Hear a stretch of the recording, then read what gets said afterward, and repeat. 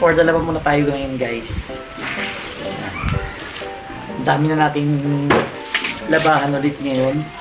So, ang mga natitira na ngayon na nilalabahan ko ay yung mga sapi ng nanay. So, yung isa, tsaka itong pangalawa.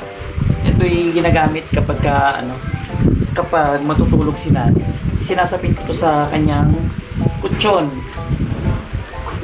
Yung kanyang kutsyon, tapos yung sinasapinan ko ng kumot, tapos sa ibabaw ng kumot, ito yung pinapatong. Para yung kumot, hindi na natin siya hindi natin siya laging lalabahan. So, ito na lang yung laging lalabahan natin kapag tumatagos yung kanyang ihi sa kanyang diaper. So, marami na naman siya ngayong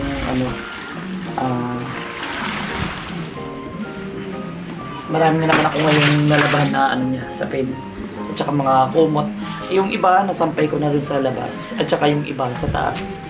So yun, ang dami ko na rin natapos ngayong mga ayan, hanggang doon dyan sa labas, hanggang doon sa taas. So ayun, tapos ang aking ina nakahiga siya ngayon at gising na kasi merienda na siya. And tapos na rin ako dito, tatapon ko na yung ating sabon. So mamaya ko na yun babanawan kasi titimplahan ko muna si nanay ng kanyang gatas at magmimerienda. So ito ang akin.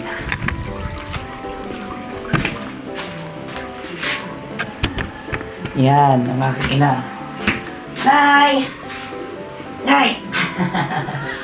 Ano? Tulala na kayo dyan. Merienda na. Merienda. And lilinisan ko na rin siya ngayon, guys, kasi hindi ko siya napaliguan ngayon araw na to kasi nga naglalaba tayo. And pag ganoon, ang gagawin ko na lang is lilinisan na lang po natin siya. And pag may meriendahin ko muna and then saka natin siya lilinisan. So wait lang, guys. Merienda mo kayo. Ano hinihingi? Ano hinihingi? Merienda mo kayo.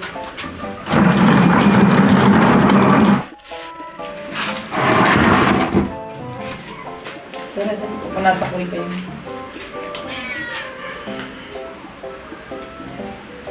Ingay ba ko?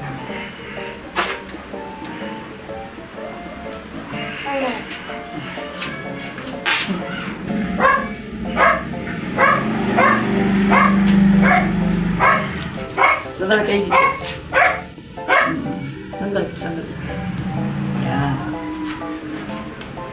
Diretso. May ngapang kayo niya.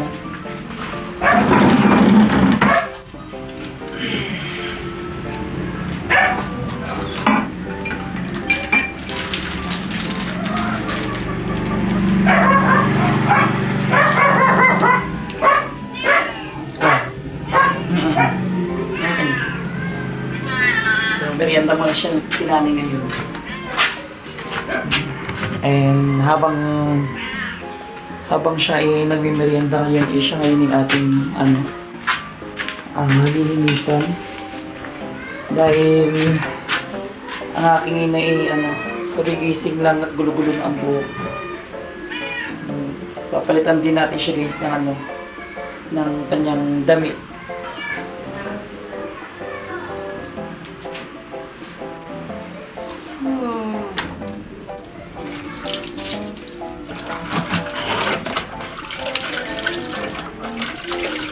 So, pinukusutan muna natin yung ating towel para ito naman yung pupunas natin kailangan.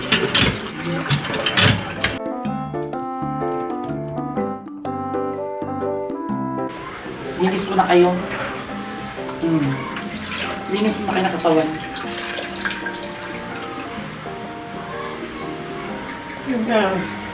Sugar. Hindi, pupunas lang. Ang dami na naman mo.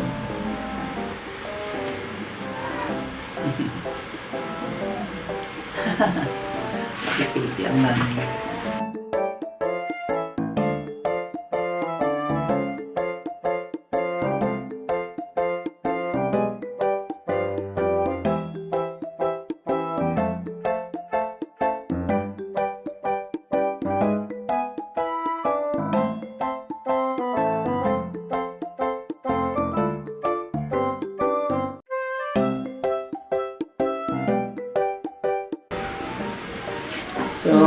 ayun. Napalitan na natin ang nanay ng ano, ng kanyang damit. And, mainit, malamig. Kaya punas lang kayo. Ito ba kasi?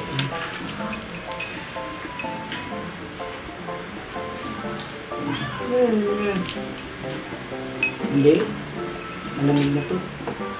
Malamig yan.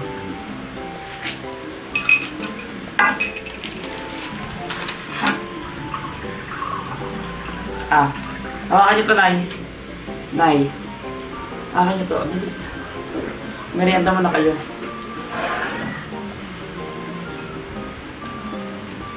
So, habang nagmimerienda si Nanay, babalik muna tayo ulit ngayon guys sa ano, sa paglalaba. Patatapusin natin yung ano.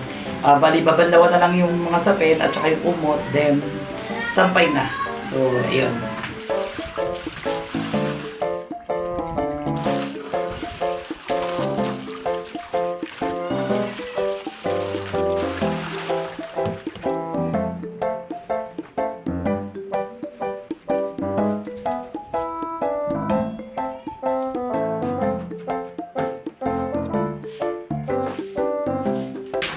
So ayun, natapos na tayo guys sa ano, sa ating mga gawain. Ayan. Naasikaso na rin natin si Nanay habang siya ay nagmimerienda. At ako naman ay magtutupi naman dito ng mga ano, pinaghigaan niya. Tapos maya-maya ipapasok na sa loob. And then prepare naman tayo mamaya-maya for dinner. So ulam naman para mamayang gabi. And as usual, papakain tayo. Tapos na. So, ganito lang yung araw-araw na ano natin, gawain natin dito sa bahay. Hindi tayo nauubusan ng ano, trabaho sa araw-araw. So, mas marami tayong trabaho kapag sumasabay yung ano, yung labahan. So, pero okay naman na ano naman natin, isa-isa. So, ito naman yung hinigaan ng nanay, inaayos natin. Ito namang hinigaan niya malinis pa. So, ano, hindi tayo palit agad kasi meron tayong sinasakyan doon. Nalabahan na natin siya ngayon. So, hanggang dito na lang guys. Ito po ang buhay na may alagang ina. Hanggang sa muli. Paalam! Bye-bye! Bye-bye followers! Thank you po! Merienda na. Nay.